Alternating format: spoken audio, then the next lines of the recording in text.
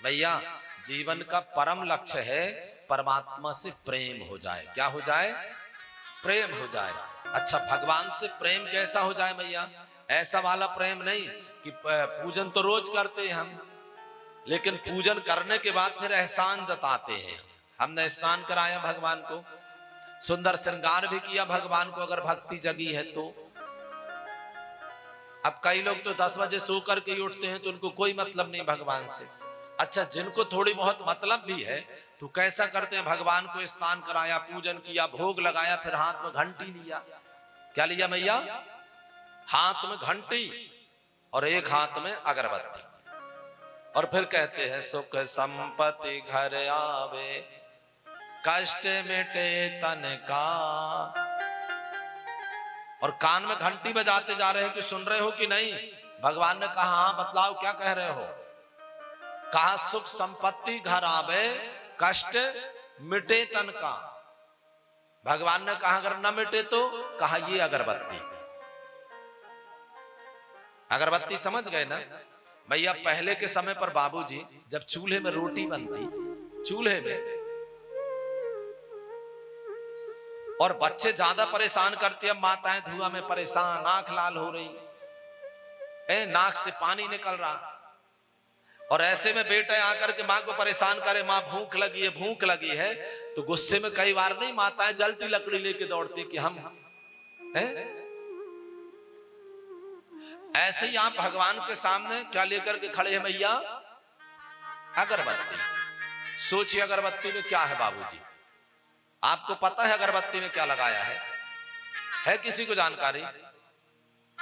और खड़े हो गए धूपम आग्रापयामि, और भगवान को कान में घंटी बजाते हैं, सुन रहे हो? भगवान ने कहा सुन रहे हैं। दे रहे हो कि नहीं?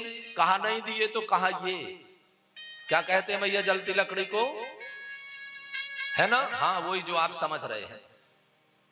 और भगवान के सामने लेकर के, अच्छा कई तो माताएं ऐसी होती हैं पकड़ के अगरबत्ती और पूरा धुआं नाक में। दे रहे हो कि नहीं? सुख संपत्ति घर आवे, कष्ट मिटे तन का। भगवान कहते होंगे यार मालिक इसको बगल में कर ले, सारा केमिकल वाला धुआं नाक में जा रहा है, जो कहेगा सब दे देंगे। अब बतलाइए भैया इसको प्रेम कहेंगे? प्रेम का मतलब होता है बाबूजी तत्सुखे सुखत्वम इति प्रेम लक्षण। हम जिससे प्रेम करें वो किसमें सुखी रहता है, हम ऐसा आचरण करें। ये नहीं कि हम अपनी कामनाओं को पूर्ण करने के लिए, अगर हमने कुछ करने के बदले में कुछ मांग लिया तो माई बाप ये प्रेम कहां भैया? ये तो व्यापार हो गया। तो कहां प्रेम कैसा होना चाहिए? भगवान से अहेतुक होना चाहिए, कोई हेतु नहीं होना चाहिए, कोई कारण नहीं होना चाहिए। और भैया संत कहते हैं धर्मः स्वनुष्ठितः पुंसाम विश्वक्सेन कथासु यः नोत्पादयेद्यतिरतिम श्रम एव हि केवलम। हम भगवान का जो अभिषेक करते हैं ना भैया, इसीलिए कि भगवान से प्रेम हो जाए। हम मंदिर इसलिए जाते हैं ठाकुर जी के दर्शन करके कि किसी प्रकार भगवान से प्रेम हो जाए। हम नित्य प्रति घर पर ठाकुर जी की सेवा करते हैं, आरती गाते हैं, हवन करते हैं, केवल इसलिए कि भगवान से प्रेम हो जाए। और अगर भैया भगवान से प्रेम नहीं हो रहा है अगर, तो श्रम एव हि केवलम, केवल परिश्रम हो गया। उससे केवल संसार की प्राप्ति होगी माई बाप, संसार में सुख मिलेगा, ऐश्वर्य मिलेगा, वैभव मिलेगा, इस लोक में भी सुख मिलेगा, उस लोक में भी सुख मिलेगा, लेकिन प्रभु जी मिलने वाले नहीं है। और जीवन का लक्ष्य संसार प्राप्त करना नहीं है, जीवन का लक्ष्य संसार प्राप्त करना नहीं है। लोग कहते हैं कि गुरुजी वो तो स्वर्गवासी होगा। अरे स्वर्ग प्राप्त करना कोई बड़ी बात है?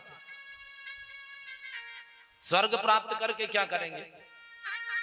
स्वर्ग के बाद तो फिर संसार में आना है। लक्ष्य स्वर्ग नहीं, लक्ष्य तो माई बाप इस बिंदु को उस सिंधु में समाहित कर देना है, ये लक्ष्य दिया है प्रभु जी ने। और जब तक वो लक्ष्य पूरा नहीं हो गए। अच्छा मैया बात आई प्रेम की, किसकी? प्रेम की। तो प्रेम कैसा होना चाहिए? प्रेम ऐसा होना चाहिए, उदाहरण में बतलाया कि जैसे एक माँ का अपने बेटे से प्रेम रहता है। जैसे पहला पहला बेटा हुआ अब माँ चाहे कोई काम कर रही हो गए, माँ की नजर बेटे पे बनी रहती है, बाहर तो नहीं चला गया, वहां तो नहीं चला गया, वहां तो नहीं चला गया, हर समय उस बेटे का ध्यान बना रहता है। या दूसरा उदाहरण दिया मैया, जैसे एक पतिव्रता, अभी अभी विवाह हुआ और पति को विदेश जाना पड़ जाए, तो जैसे वो पतिव्रता घर के चाहे कोई काम कर रही हो गए, पर ध्यान में कौन बना रहता है मैया? पति बने रहते। संसार के चाहे कोई काम कर रही हो, पर ध्यान में कौन है? हमारे देवता बसे। कहा ऐसा प्रेम परमात्मा से हो जाए। हम संसार में कहीं रहें, संसार में कुछ भी करते रहें, संसार में किन्हीं भी संसाधनों से लगे रहें, लेकिन मन में ध्यान में हमारे प्रभु जी का स्मरण बना रहे, ऐसा प्रेम हो जाए। और माई बाप जब तक ऐसा प्रेम परमात्मा से नहीं होगा, तब तक हमारे अंदर की जो ग्रंथियां हैं, भिद्यते हृदय ग्रंथिस छिद्यन्ते सर्व संशयाः क्षीयन्ते चास्य कर्माणि दृष्ट एवात्मनीश्वरे। जब तक परमात्मा से प्रेम नहीं होगा मैया, तब तक संसार प्रवेश रहेगा, और जब तक संसार का हमारे अंदर प्रवेश रहेगा, तब तक जो है हमारे अंदर ये जो ग्रंथियां हैं, अज्ञान की ग्रंथियां, वो खुलने वाली नहीं है। इसलिए मैया जीवन का लक्ष्य बना ले कि भगवान से प्रेम हो जाए।